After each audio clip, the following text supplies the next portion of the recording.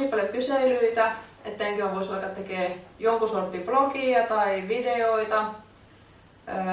Ja tarkoitus on tosi pitkään tehdä, mutta aina sitten syystä tai toisesta on jäänyt, vaikka mä kovasti tykkään videota tehdä. Ja ollut tarkoitus tässä viime aikoina nyt, että nyt on pakko ottaa itsensä niskasta kiinni ja tehdä jonkun sortin videoita kansalle. Ja tässä muutama kuukausi sitten, ollakseni ihan rehellinen, ei ollut muutama päivä sitten tai muutama viikko sitten, vai ihan oikeasti muutama kuukausi sitten, kyselin, että jos te voisitte pistää vähän kysymyksiä mulle, että mitä te haluatte tietää meikästä mikä moottoriurheiluurasta. Ja tähän pistitte kysymyksiä ja mä ajattelin, että nyt aloitetaan tämmöisellä kyselyvideolla. Ja ajattelin, että sen kummempia esittelyitä tässä ei kaivata, vai kysymykset saa kertoa puolestaan. Aloitellaan ensimmäisellä kysymyksellä. Mikä on nimesi ja kuinka vanha olet? Elikkäs mä oon Karoliina Wärn, mä oon 23-vuotias, syntynyt siis 97. Toinen kysymys, mistä olet kotoisin? Mä oon kotoisin Pohjanmaalta, eli Suomesta. Siellä mä asuin suunnilleen 20 vuotta. Sitten mä muutin Jyväskylän opiskelemaan. Ja Jyväskylästä muutin pois tuosta pari vuotta sitten aika tasan. Muutin Pohjois-Ruotsiin, Lappiin. Syynä siihen oli moottoriurheilu, snowcrossi, kisaura.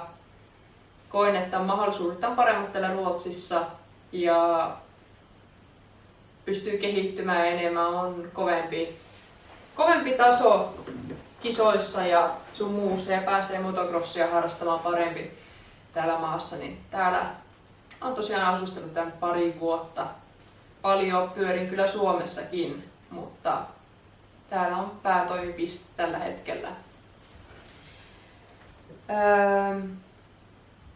Kolmas kysymys. Miten tai miksi olet päätynyt lajin pariin aikoinaan ja milloin aloitit?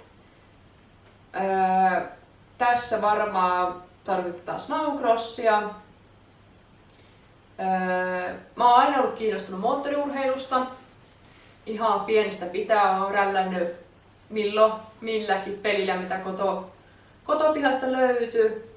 Päästänyt isän kelkalla menemään vähän se, mutta kunnolla alkoi vasta tuo moottoriurheilu buumi joskus 15-vuotiaana, kun sai korttia ja pääsi vapaammin ajamaan, ei tarvinnut ajaa enää pihapiirissä.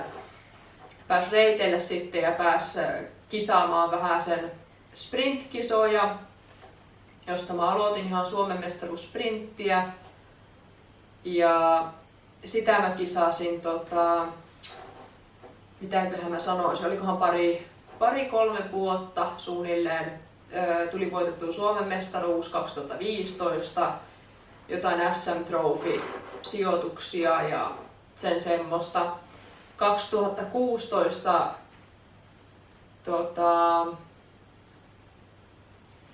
2016 aloitin sitten vähän snowcrossia tai kävin testaamassa jonkun kisaan ja testasin vähän sen silloisella kelkalla, että miltä tää tuntuisi. No tuntuhan se hyvältä, oli hauskaa ja se oli sitä mitä mä olin pyöritellyt vähän ajatuksissa, että kyllähän se olisi kiva koittaa snowcrossia ja alkaa kisaamaan siinä.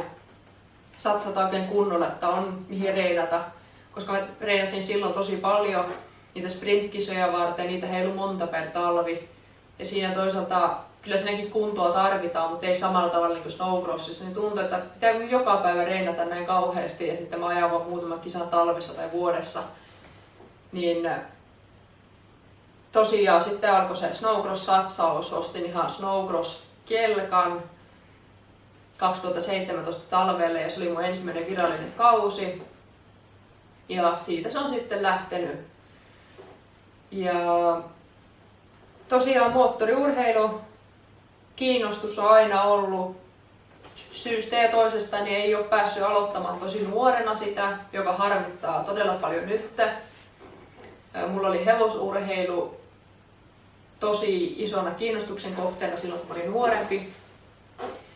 Mutta moottoriurheilu jäi sillä tavalla, että ei ollut ketään perheessä, joka tietysti isä harrasti jonkun verran, mutta ei ollut kuitenkaan kisauraa tai mitään semmoista sillä.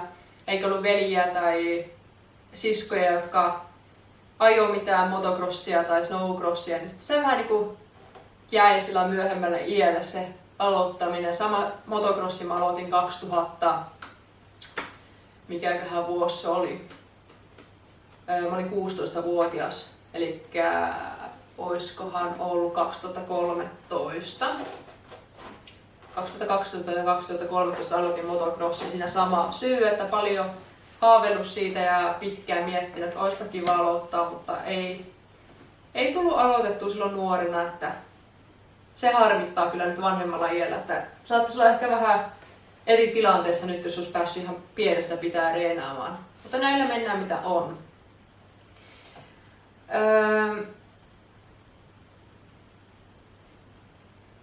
Onko tämä 4. kysymys? Mitä teet kesäisin, kun et aja snowcrossia? Tämä kysymys tuli jo vastattua tavallaan. Mä ajan motocrossia harrastusmielessä tähän mennessä. Tavoitteena on alkaa ajaa myös kilpaa motocrossissa. Siihen tarvii pikkasen enemmän treeniä ehkä ja vähän enemmän satsausta, että ei tule se 20 tuntia vuodessa ajettua motocrossia vai pikkasen enemmän ehkä niin kun sinne viivalle lähtee. Mutta katsotaan mikä on ensi kesänä tilanne, että pääsisikö ajamaan. Se olisi tosi mahtavaa päästä kisaamaan myös kesäisin. Ja sitten mä tietysti treenaan vuoden ympäri. Ihan fyysistä kuntoa, salia, urheilua, lenkkeilyä, sun muuta, maastopyöräilyä jonkun verran. Mut siinäpä oikeastaan se hevosurheilu silloin tällöin mukana, miten nyt pystyy ja pääsee harrastamaan sitä. Mutta pääosin motocrossia kesäisin silloin kun en aja snowcrossia.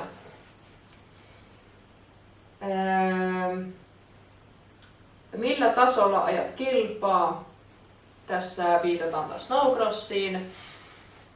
Mä ajan kansallisia kisoja, totta kai SM-tasoa Suomessa, Ruotsin mestaruustasoa. Sitten on tullut ajettua näitä Pohjoismaiden mestaruuskisoja ja pari MM-kisaa on tullut kanssa ajettua. Eli siinäpä se ajan Pohjoismaissa tällä hetkellä ainakin. Ehkä joskus niin jopa Jenkeissä, jos sinne asti pääsee ja riittää mielenkiinto lähteä tonne rapakon toiselle puolelle.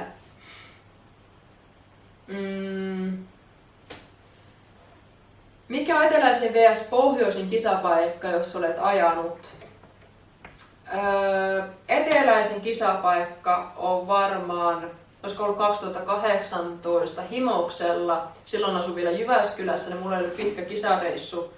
Vähän huvittavaa, kun se oli silloin keväällä ja siellä oli todella lämmin. Olisiko ollut joku 18 astetta lämmintä, ihan teepaita keli. Silloin oli laskettu keskukseen rakennettu snowcross-kisarata. Ei ollut ihan sellainen tavanomainen paikka ja snowcrossia voi sanoa. Mutta oli kiva kisa se. Se on varmaan eteläisin paikka. Sitten pohjoisin paikka. Levillä on tullut ajettu, eli Suomessa. Se on varmaan oikeasti pohjoisin, missä mä oon käynyt. Uskoisin Levi tai Ylläs, kumpi niistä ne on pohjoisempana.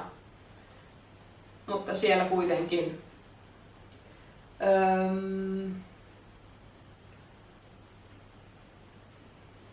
Kuinka monta laitetta sinulla on ja mitä? Tässä varmaan tarkoitetaan eli kaikkia moottorivehkeitä, ehkä ei autoja kuitenkaan. Mulla on kisapeli tällä hetkellä vähän remontin alla. Se on tämä. Se on 2019 vuosimalli Lynx RS600 E-Tech. Sen hommasin viime talvelle. Ja sitten on tää uusi tulokas, jolla ei ole mitään tekemistä snowcrossin kanssa. Se on 8,5 Boondockeri DS 4100. 2018 vuosimallin.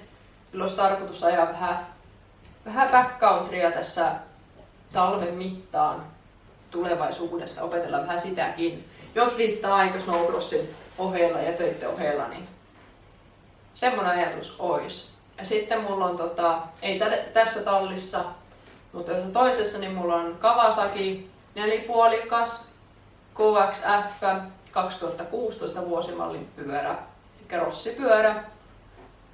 Ne on mun kalustot tällä hetkellä. Ajatko ollenkaan teknistä backcountrya?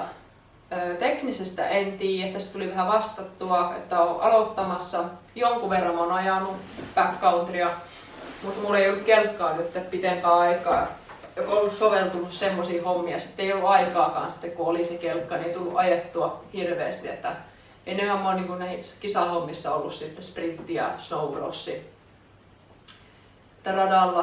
Radalla mut yleensä näkee harvemmin tuolla metässä, mutta tarkoitus olisi ruveta ajamaan vähän backcountrya ja opetella sitä tässä tulevaisuudessa. Että niistä hommista ehkä näkee sitten tuolla somessa lisää tulevaisuudessa tai sitten ei näe. Riippuu ihan siitä, että miten mä kehityn. Mihin tiimiin kuulut? Kuka on sinun mekaanikko? Mä en kuulu mihinkään tiimiin, en ole ikinä kuulunut mihinkään tiimiin. Minulla ei ole mekaanikkoa, eli oon yksin kisareissuissa ja anteeksi. Joo, eli yksin ruuaan, yksin reissaan kisoissa, yksin tietysti ajan. Ei ollut tässä pari vuoteen nyt ketään. Ennen oli isä mukana, kun enemmän tuolla Suomeen seudulla, niin kävin kisoissa, niin se oli suurimmassa osassa kisoissa mukana. Muut on tosiaan yksin pyörinyt ja miten mä pärjään siinä hommassa tai miten mä pystyn reissamaan yksin, se ei ole ehkä järkevintä. En suosittele kenellekään. On aina hyvä olla joku mukana, jos sattuu jotain kisareissussa tai reenireissussa. Niin on hyvä olla joku, joka olisi kuskina sitten mukana ja pistää kaluston kasaan sun muuta, niin älkää ottako opiksenne. Mutta mulla on vähän semmoinen asenne, että kun ei löydy tiimiä tai mekaanikkoa, en ole sillä ehtinytkään kyllä, mutta jos ei ole, niin sitten tehdään yksin. Että jos on vaan niin päättäväisyys, että haluan tehdä ja haluan menestyä, niin sitten on pakko tehdä yksin. Joskus tulevaisuudessa toivon mukaan olisi sitten joku mekaanikko tai tiimi, että olisi vähän helpompaa, koska tosi paljon työtä se vaatii, että kaiken tekee yksin. Jo kisapäivänä miettii, kun pitää kaikki lastata pois kyystä. Ensimmäisenä ajaa sinne kisoihin.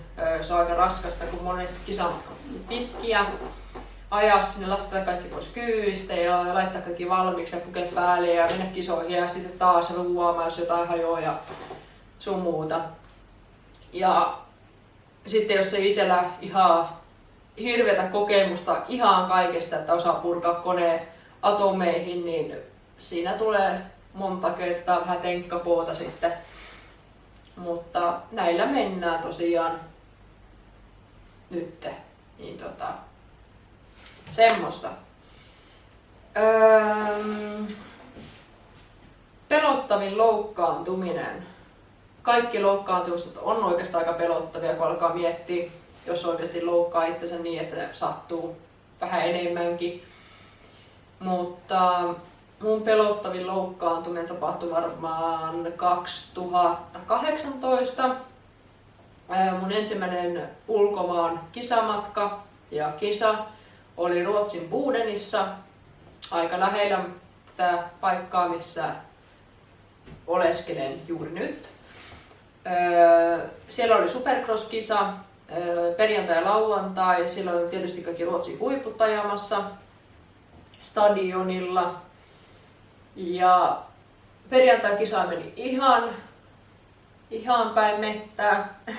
Siitä ei tullut niinku mitään iloa irti. Lauantaina oli vähän normaalimpi konsepti sillä snowcross-kisalla. Siellä aika hidasta meininkiä suoraan sanottuna meikältä ei oikein lähtenyt. mutta kuitenkin siinä yhdessä erässä sitten, olisiko ollut toiseksi viimeinen erä, että oli finaali vielä sen jälkeen. Mutta toiseksi viimeisessä erässä pari kiekkaa jäljellä maaliin. Hyppäsin aika isossa hypyssä. Olin just laskeutumassa, sitten mä näen, että tulee varjo. Ja mä oon kyllä viimeisen, että kaikki muut on ajanut jo maaliin. Että mä ihan niin ajoin semmoista omaa vauhtia rauhallista, meni päin mäntyä kuin kisa.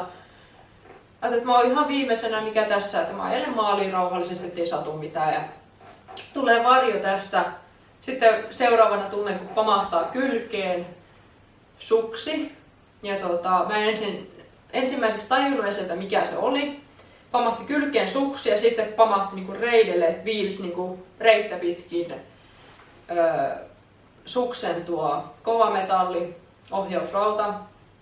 Ja tunnen vaan, että se kelkka niinku sinkoa sivuun, kuskisa kans. Ja sitten ihan niinku salaman nopeasti puolessa sekunnissa niin tulee se kauhea paniikin tunne, kun tuntee sen kivun, mikä siitä tuli. Että ensin sitä ei tajunnut, sen tuntui, että se oli hirveän pitkä aika. Että sitä ajattelin, että no tässä ei käynyt mitenkään, että se vähän törmäsi minuun. Mutta sitten tuli niin kuin tosi nopeasti kuitenkin se, että ai että nyt kyllä sattui. Että mä päästin kelkasta irti. Mulla on video siitä. Aika huono semmoinen, mutta siinä näkee kuitenkin, että mä päästän ihan irti kelkasta, rauhoidun kelkan perässä sitten jonkun matkaa ja sitten jää makaan siihen radalle. Toinen kuski niin ottaa kelkan ja lähtee sille sitten, menee jatkaa maaliin matkaa. Mutta siinä se toinen kelkka tosiaan, se oli hypännyt mun päälle, se oli kaatunut siitä, koko sen kelkka kaatui ja se lensi kyystä ja kaikki sitten se repi kelkan ylös. Ja, siinä tosiaan sitten ootella, että tuli ambulanssihenkilökunta hakemaan ja sun muuta, pikkasen morfiinia saivat laittaa kyllä siinä ambulanssissa ja sitten sairaalaan kun mentiin, niin aika paljon lisää, koska siinä oli kuitenkin, ne epäili, että mulla olisi reisiluu poikki siinä ja murtumia kyljessä, ehkä sisäelinvaurioita myös, koska se oli kuitenkin niin raju tälli. Onneksi siinä ei ollut kuitenkaan mitään semmoista. Kävin röntgenissä ja totesi, että on ehjänä, mutta on verenvuotoa kuitenkin jonkun verran sisällä. Mutta saa mennä röntgenistä parempaa, kun pääsee Suomeen. Ja siellä mä tosiaan kävin. Ja lääkäri oli todella ihmeessään, että ei ollut käynyt kummemmin kuitenkaan. Että se näki video ja se kuuli, kun selitti sitä asiasta. Ja se sanoi, että kävi kyllä tosi kova tuuri mulla, että ei sattunut pahemmin. Että mulla oli tosiaan kudokset tavallaan tuhoutunut siitä, mistä se on, niin kuin, mihin se on osunut. Ja mulla on täällä kyljessä, mulla oli tietysti panssari, joka suojasi jonkun verran, koska se tulee niin kuin tänne, mutta se loppui just siihen, että se viilsi niin kuin siitä. Niin mulla on niin kuin lihakset ja kudokset siinä, niin heikossa hapeessa ja sitten se, että se ländäsi koko kelkan paino periaatteessa reidelle, niin mulla näkyy tässä reidessä semmoinen vähän niin kuin viilto lihaksessa, semmoinen pitkä kuoppa siitä ohjausraudasta ja siinä on hermovika myös, näin onko sitä pari vuotta nyt, melkein yli pari vuotta, 2-3 vuotta aikaa. Näkyy vielä ja se tulee olla loppujaan, että semmoinen pieni kiva muisto tuli siitä kisasta. Että se oli varmaan mun pelottavin loukkaantuminen, että silloin oikeasti tuli vähän respektiä siihen, että oikeasti sitä voi saada kelkan päälle, se vaikka ei olisi kisa enää kunnolla käynnissä tai on monta kelkkaa ympärillä. Vähän sen jälkeen tuli sitä, kun ajaa, että katsoo sinne, että tuleeko joku takaa, väistelee vähän sen, mutta sitten on saanut pois työstettyä sitä jonkun verran kuitenkin, että ei ole sitä samaa pelkoa enää, koska ei sitä ajamisesta mitään tule, jos pelkää koko ajan. Mutta se oli tosiaan varmaan pahin, että mulla ei ole vielä ainakaan mennyt mitään poikki. Toivotaan, että ikinä meekään, sitä ei kyllä halus kokea. Mutta se oli ehkä pahin.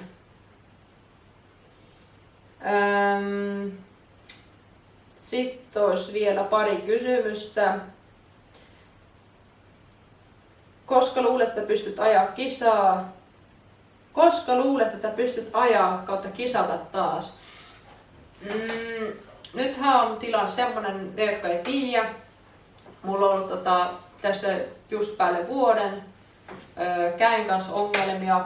Tuossa päälle vuosi sitten meni veneluu käestä, vähän heikkoa happea. Tämä ei tapahtunut snowcrossissa tai missään moottoriurheiluun liittyvässä, vai se tapahtui töissä, joka on tosi valitettavaa, koska mä en oo tehnyt tätä satsausta ja muuttanut ja kaikkea semmoista työn takia, vaan mä oon muuttanut snowcrossin takia, että pysty satsaamaan ja kisaamaan. Mutta töissä on käytävä, sillä nyt ei voi mitään. Ei mikään dramaattinen tapahtuma sinänsä, mutta kuitenkin veneiluu ja se on yksi tärkeimmistä luista kädessä.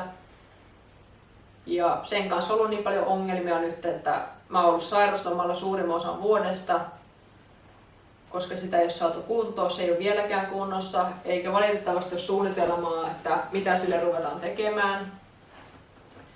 Että nyt on tarkoituksena palata töihin pikkuhiljaa.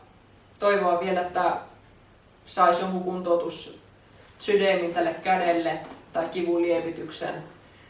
Että ei tarvitsisi olla 24/7 kivun kanssa, se ei ole mitään mukavaa. Ja kun ei pysty tekemään juuri mitään suurempia juttuja käen kanssa. Ja kun se on oikea käsi ja oikea kätinen. Niin. Mutta tarkoituksena olisi koittaa ajaa talvella, katsoa, että jos pystyy tekemään töitä, niin sitten pitää pystyä myös ajamaan. Että ilman töitä niin ei pysty ajamaan ja silleen. Että kyllä mä kovasti suunnittelen, että ajaisin sekä Suomessa että Ruotsissa, jos vaan korona antaa periksi sen verran, että pystyy kisoja järjestämään, niin tarkoituksena on ajaa. Yhden kauden oli pois, eli viime kauden kokonaan ei tullut reinattua, ei tullut oikeastaan kisattua.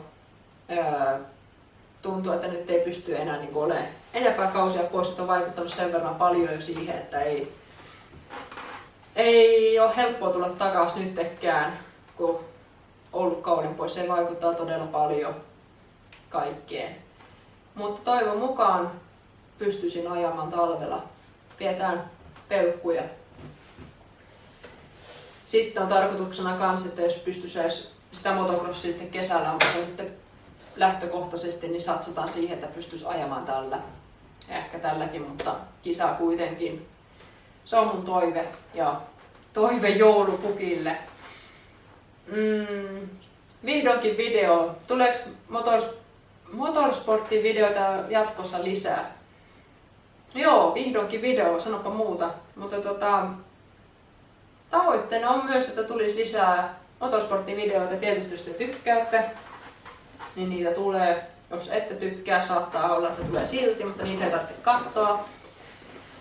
Heti kun saa tähän elämään vähän lisää sisältöä, alan kulkea kisoissa ja reineissä, noin niin kuin ehkä tehdä jotain vlogimuotoista videoa. Saatte vähän nähdä mun arkia, mitä mä teen, kun mä menen reinaamaan, kun mä menen kisoihin oman tallissa. Ajattelin, että se olisi aika mielenkiintoista. Tai onko? Te saatte päättää, että katsotteko vai ettekö, mutta olisi tarkoitus alkaa tekemään tässä nyt tästä eteenpäin. Tämä on kuitenkin alku, että sain sentään tehtyä tämmöisen kyselyvideon. Mutta joo, kiitos kun katoitte. Pistäkää peukkua, niin kuin kaikki sanoo. Peukkua ja tilatkaa kanava ja mitä ne nyt sanokaan. Ei, mutta kommentoikaa, sanokaa jos te tykkäsitte tai jos ette tykännyt.